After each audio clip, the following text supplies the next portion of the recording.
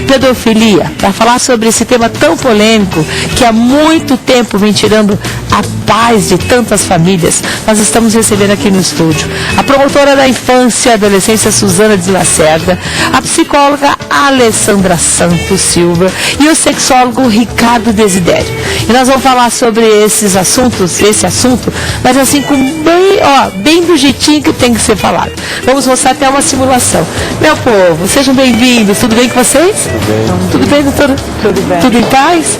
Assunto delicado, a gente fica até pensando assim, de que maneira que nós vamos falar, de que maneira que nós vamos mostrar isso, né?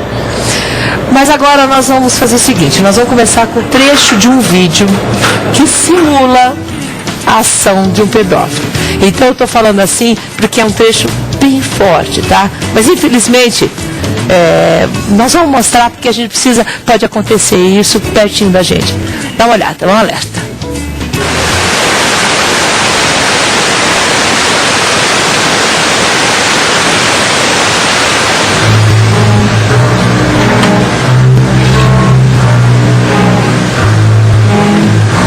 Gente, tá escrito ali, isso é uma simulação, tá? Olha lá.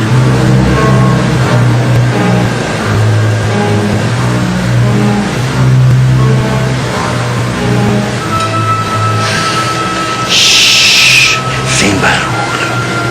Você tá bonita. Eu vou tirar minha mão e não quero escutar nem um pio. Você sabe o que vai acontecer.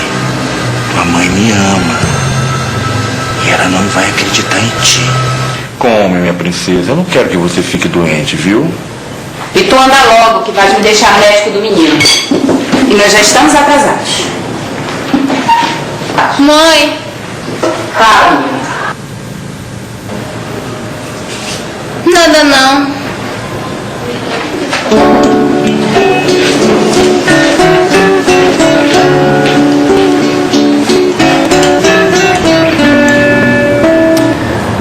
Promotor, é assim que acontece? Isso retrata a realidade? Muitas vezes é dessa forma que acontece e muitas vezes, na verdade, não é o padrasto, é o próprio pai. O próprio pai? O próprio pai. As estatísticas demonstram que a maioria dos casos é o pai biológico e não o padrasto. O que vocês acham disso? O que vocês acharam do vídeo? Sejam bem-vindos. Obrigado.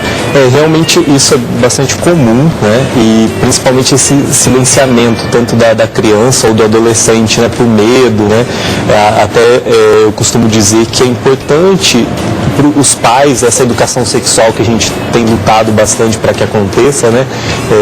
Que os pais já trabalhem com isso, né? Que falem sobre isso junto com a criança, sobre essa importância de falar, né? Porque senão a criança, é claro, por medo, ela acaba deixando de falar, né? Por dentro da própria família, acontece dentro de casa mesmo, né? Então é importante alertar os filhos para que haja coragem, né? Mas isso tem que ter um trabalho contínuo dentro de casa, né? Sobre isso. Bom, gente, eu vou falar uma coisa para você. Em Londrina não ficou de fora. Um dos casos mais recentes envolve, você sabe, né? Está sempre junto o presidente do Partido Verde, o Marcos Colli, que foi preso desde o dia 20 de maio. Colli é acusado de estupro de vulnerável, envolvendo 3 meninas de 6, 9 e 13 anos. E foi notícia nacional, né, promotora? Você acompanha, a doutora acompanha esse caso, né, doutora? Gostaria que a senhora falasse, que você falasse um pouquinho sobre... Aconteceu aqui em Londrina, né? Não sei se a promotora pode falar, né? Como esse caso tá sob júdice ainda, na verdade não são só 3 casos, são vários casos, eu preferia não comentar acerca do assunto, né? Amanhã nós teremos outra audiência referente a outras vítimas. E é um caso Delicado. Bastante delicado, porque envolveu não só o estupro, como filmagem e fotografia, e de crianças de idade bastante tenra, né? Crianças bastante pequenas. Mas como o caso está subjúdice, eu preferia não comentar. Melhor não comentar, né? Agora, o que a mulherada em casa, as mães em casa querem saber? Quais são os sintomas? A gente percebe uma mudança, nossa psicóloga, a gente percebe uma mudança do comportamento dos nossos filhos? Sim, na maioria dos casos, a criança apresenta uma mudança súbita de comportamento. Quando ela se alimenta de forma adequada, ela tem uma mudança no comportamento alimentar. A criança que dorme tranquilamente passa a ter insônia, pesadelos. A criança que tem um bom rendimento escolar, um rendimento normal, passa a ter dificuldades na escola, enfim.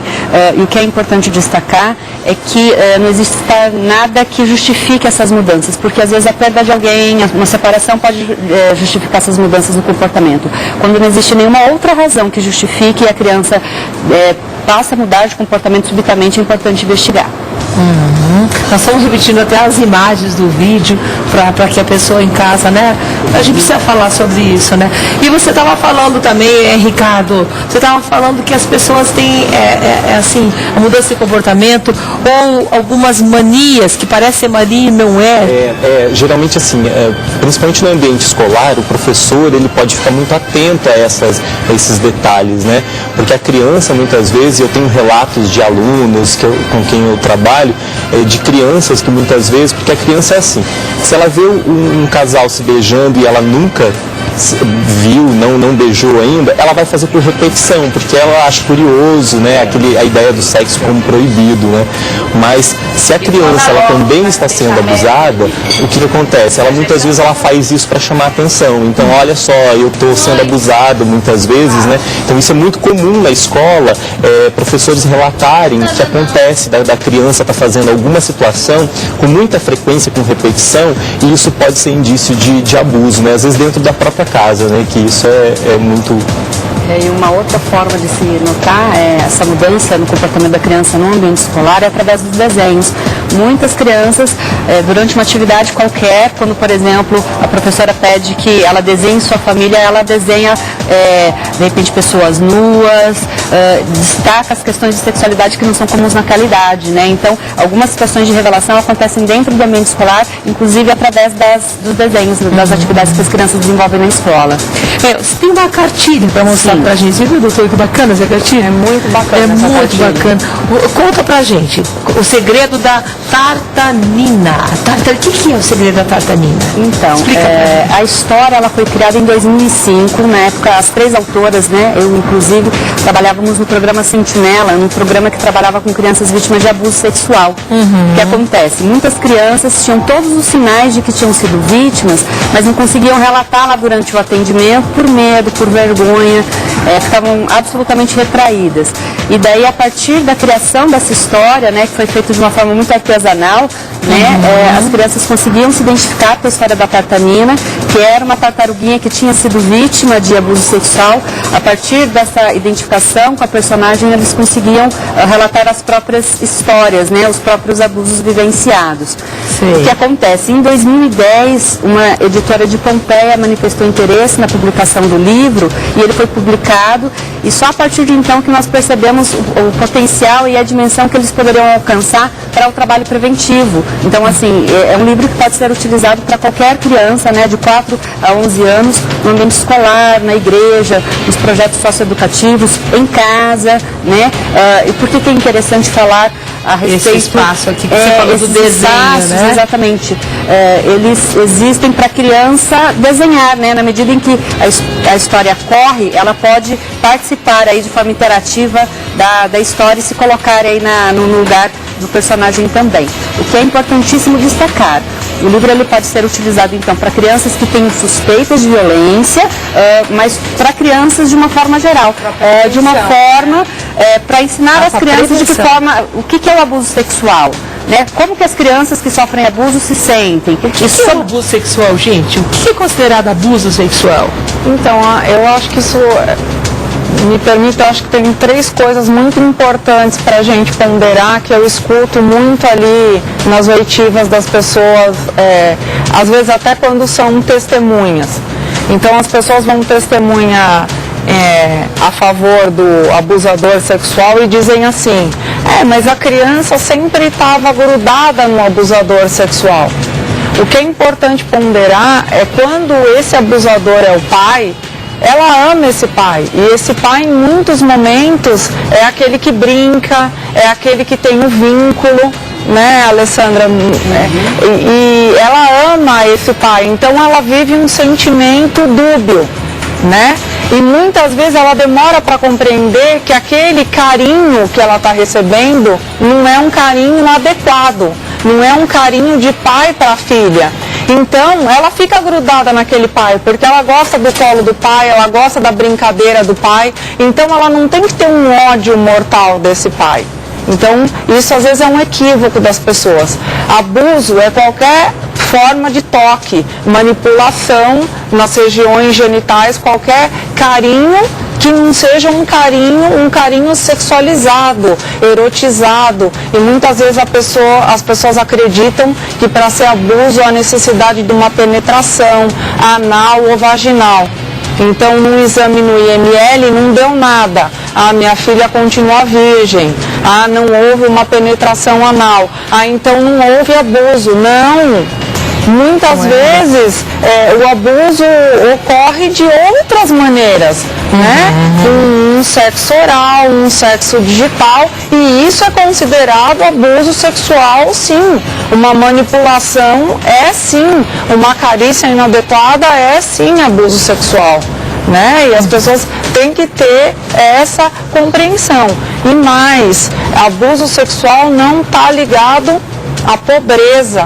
Ocorre em qualquer classe social. A vulnerabilidade de uma criança ou de um adolescente vítima de abuso, ela pode estar ligada, por exemplo, às vezes nós temos casos que a criança e a adolescente ela está vulnerável, por exemplo, a mãe está com uma situação de doença, houve mortes na família e por uma situação ou outra, essa mãe ela não está conseguindo dar uma atenção para essa criança. Não é porque ela é desidiosa, porque ela está num momento pessoal difícil. E essa criança ela não está tendo aquele cuidado. E aí eu falo que é como se, né, essa criança tivesse uma tarjinha na cabeça. E aí o predador percebe essa criança e se aproxima dela. Bom, ela é uma presa fácil. E aí ele oferece para ela o quê? Carinho, atenção, como se fosse amigo. Então, o abusador sexual é aquele que é simpático, educado, carinhoso, frequenta a igreja, tem brincadeiras agradáveis, ele conquista. Tem um convívio social, tem atrativos, ou canta bem, ou às vezes toca um instrumento e assim por diante. Então não é o homem do saco que cheira mal ou que anda na rua perambulando. Então, como a gente diz, é um mendigo que vai abordar e vai manipular uma criança. Ao contrário. De uma forma geral. Aí a pergunta que está chegando aqui do telespectador. A gente fala, o homem abusou, é só o homem que abusa? A mulher também teve casos de pedofilia com mulheres fazendo tipo de abuso, não? Olha, da minha experiência na promotoria, eu vi um ou dois casos. Via de regra, o homem é o abusador. Mas como homem. Como homem mesmo. Pergunta respondida, gente. E sabe o que é importante também pensar nessa questão do abuso, né? Hoje nesse meio de redes sociais, né? O quanto é importante os pais ficarem atentos aos filhos, com quem eles estão conversando, que acesso, dentro da escola mesmo, hoje trocar uma mensagem dentro do ambiente escolar é muito fácil, né? O aluno, a criança, o adolescente pode estar fazendo isso, porque hoje as crianças conseguem manusear um celular com muita facilidade. Então, ficar atento a isso também, né? Porque pode estar acontecendo uma questão virtual. Nós temos né? até imagens de pedofilia digital, nós temos até imagens, né? Olha lá, de alguém marcando encontro Isso, né? com uma criança, se passando por uma criança. Gente, que coisa mais séria isso, hein? Olha, Alessandra, até me valendo do seu livro, né? A Alessandra, eu aprendi muito com a Alessandra no trabalho. Eu tenho uma máxima que eu digo até para minha filha.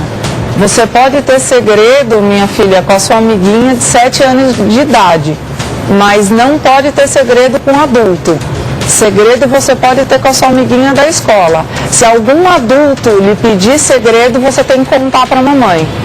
Verdade. Então, isso é uma dica que você... Uma dica não, é algo que você tem que dizer para o seu filho. Se a sua amiguinha pedir um segredo, não conta que eu troquei uma figurinha, ok. Agora, se um adulto lhe pedir um segredo sobre qualquer...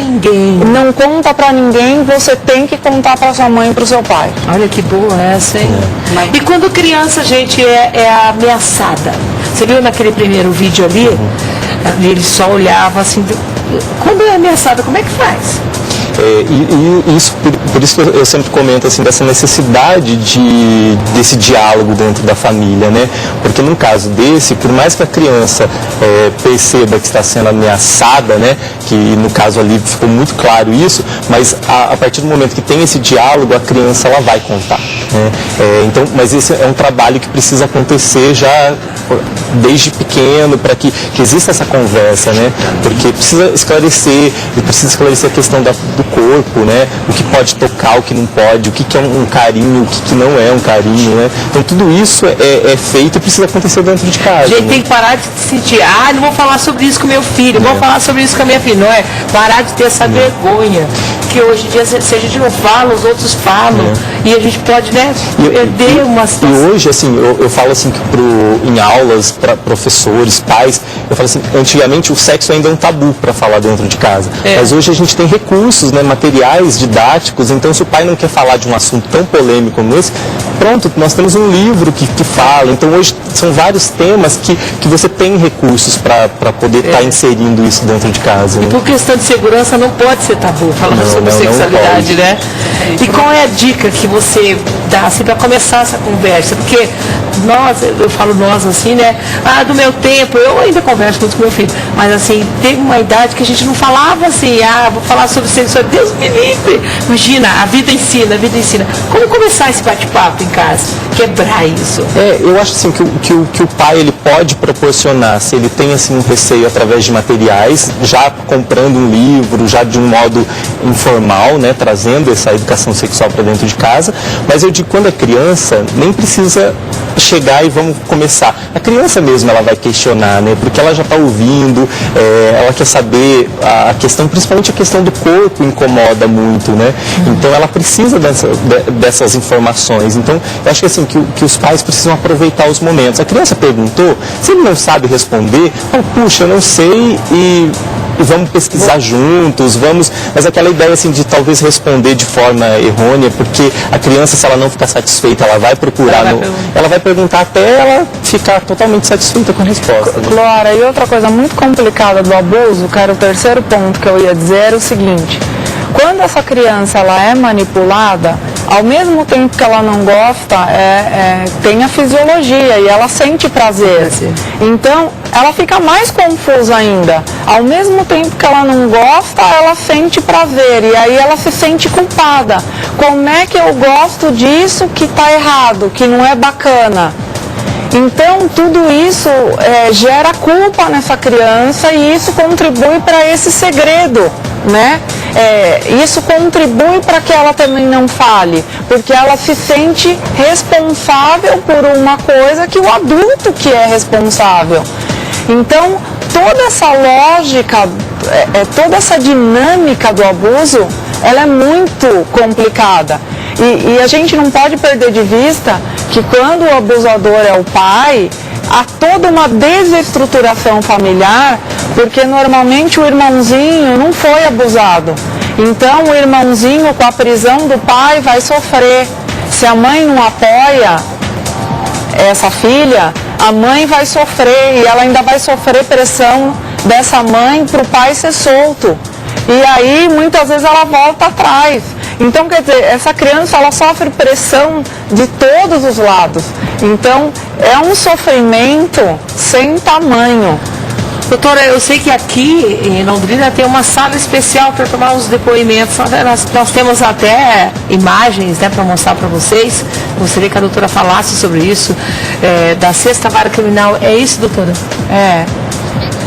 Essa sala é importante frisar que foi uma iniciativa até das mulheres do Poder Rosa que nos aparelharam nos ajudaram a aparelhar essa sala e até um empresário que nos ajudou com o equipamento, né, que o Estado não necessariamente faz o seu papel.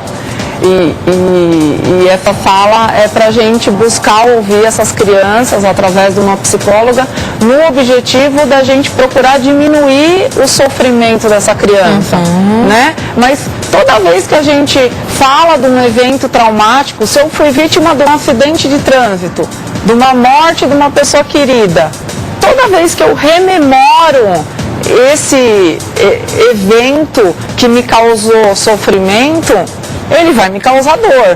Quanto mais um abuso sexual, né? Então, quer dizer, a criança tem todo um trabalho de elaboração dessa situação abusiva e toda vez que ela vai contar, imagina, né? Ali ela fica protegida, mas ela sabe. Ela tem o direito de saber que ela está contando isso e um promotor, um advogado, um juiz, o réu está escutando o que ela está contando. Quer dizer, é uma diminuição da exposição dela, mas ela está sendo exposta, né? Uma senhora ligou aqui, disse que a filha de 16 anos, de 14 anos, foi, como é que a gente pode falar, molestada por um cobrador de ônibus. Não chegou às vias de fato, eles estão falando aqui. Ela entrou na justiça, só que só ela é testemunha, só a mãe é testemunha. E a justiça está pedindo mais testemunhas. O que ela faz nesse caso? Olha, na verdade, muitas vezes a situação do abuso, ela não é presenciada por várias pessoas, né? Dentro de um ônibus poderia ser, mas nós já tivemos aqui em Londrina ou até em outros lugares, uma criança foi violentada dentro de um ônibus e ninguém viu. Então, se ninguém mais viu, ou às vezes ninguém mais quer falar, nós vamos trabalhar com aquilo que a gente tem, né? Se não encontrar nenhuma outra pessoa que esteja disposta a falar o que tenha visto, nós vamos trabalhar com o depoimento dessa moça que foi vítima e dessa mãe que presenciou. Gente, nós temos que encerrar, mas só para finalizar, você quer dar seu recado? O que eu acho que é importantíssimo destacar é que os pais estabeleçam uma relação de confiança com as crianças. Eu acho que na medida em que eles olham para esses pais, né, para os cuidadores, e sabem que eles poderão contar em qualquer circunstância, isso abre aí o espaço para eles romperem em qualquer segredo, qualquer coisa ruim que possa lhes ter acontecido. Então, pais, conversem com seus filhos, né, estabeleçam com ele uma relação de confiança. Obrigada, Alessandra, nossa psicóloga convidada. E você, doutor Ricardo, muita atenção, como é que é? Muita atenção com os adolescentes, não só com as crianças, com os adolescentes também, né? Também. Eu acho que é importante esse diálogo, né? E eu posso deixar meu e-mail? Claro, por favor. contato@ricardodesiderio.com.br, que daí eu sempre recebo de adolescentes com dúvidas, então podem escrever, né, entrar no meu site também, que eles vão ter essas informações, né, porque às vezes eles têm vergonha de perguntar para os pais, né, então é um trabalho que eu faço que também. Bacana, venham mais no programa, gente. E doutora, felicidades, tudo de bom, uma super amiga nossa, um trabalho lindo que ela faz, não é? É uma mulher maravilhosa. Passa o recado, pode passar o seu recado final. Não, Observar né? A gente tem que falar para a dona de casa, para a mãezinha, né? Observar eu acho que a Alessandra deu o recado, acho que o diálogo é o caminho. E eu penso que dizer para o filho mesmo que segredo não se pode ter com adulto, né?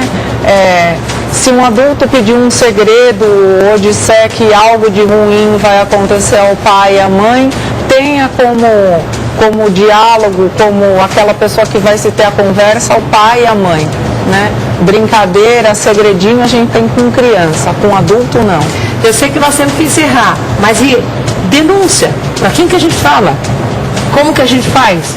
Olha, eu estou observando que está acontecendo alguma coisa errada. Eu preciso denunciar para alguém. Olha, na verdade tem o Disque 100, tem o 180, aqui em Londrina tem a Delegacia da Mulher, que é quem recebe as denúncias, né? Conselho Tutelar. Tem o Conselho Tutelar, tem o próprio CREAS que pode receber a denúncia, eu não tenho esse telefone em mãos.